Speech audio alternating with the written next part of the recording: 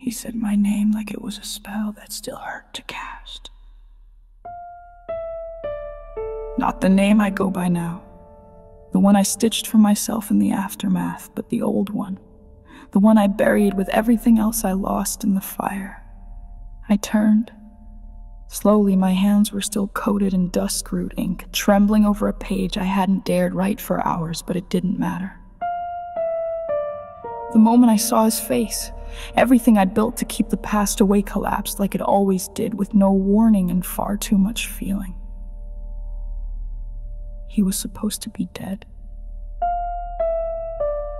And I don't mean that metaphorically. I saw the tower fall. I felt the spell rupture through the bones of the city. I heard his scream echo through the broken stones like a promise unraveling. And yet, there he stood. Hair longer now, eyes the same burnt gold shade I used to trust in the dark. His coat bore the crest of a kingdom that no longer existed, and his voice, still quiet, still low, like thunder waiting behind the horizon. "You don't look surprised," he said. I wasn't. When you live in a world where memory can be erased with a sigil and love can be cursed into silence, surprise becomes a luxury. "You died." I said. "You burned." "I did," he replied, "and you brought me back." I shook my head. "No, I tried. The binding didn't hold. You shattered." He stepped closer, the scent of stormwood clinging to him. "It didn't hold because I broke it. I had to." There was a pause, that kind that stretches between people who once promised they'd never lie to each other. I stared at the ink on my fingers. Why come back now? He didn't answer right away.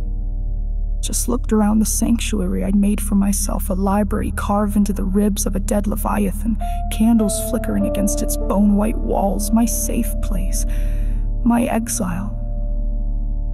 "They're calling the echo warp back into motion," he said finally. "And your name's on the list of those to be reclaimed."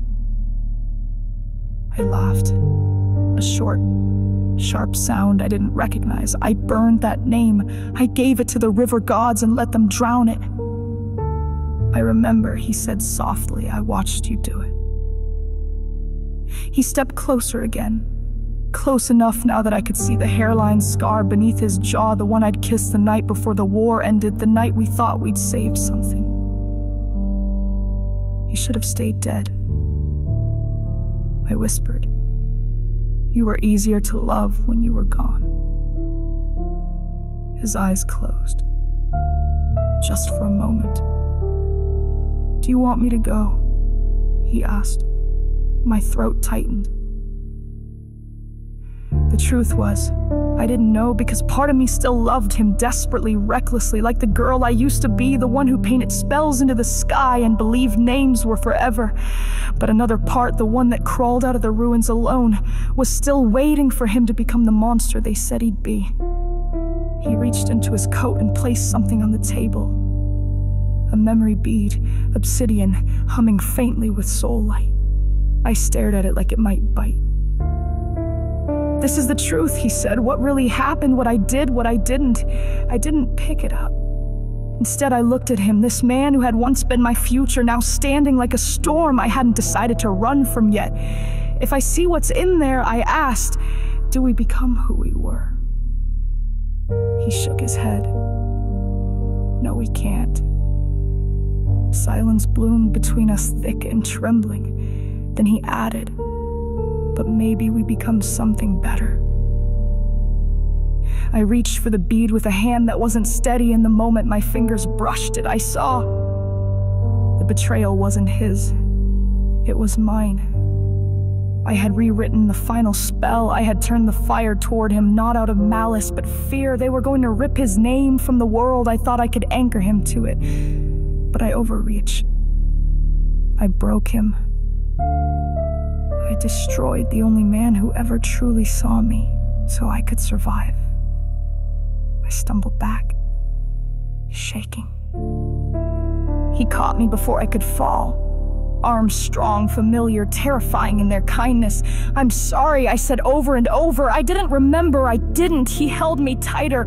"I never wanted you to," he said. "I only wanted you to live." We didn't speak after that. Some wounds don't need words to close. He stayed the night, not in my bed, not yet, but near enough to feel like something old had finally stopped bleeding. The war still rages beyond the walls. But when I wake, he's still there, pouring tea, tracing wards across the floor to keep my demons out. And for the first time in years, I believe I'm not one of them.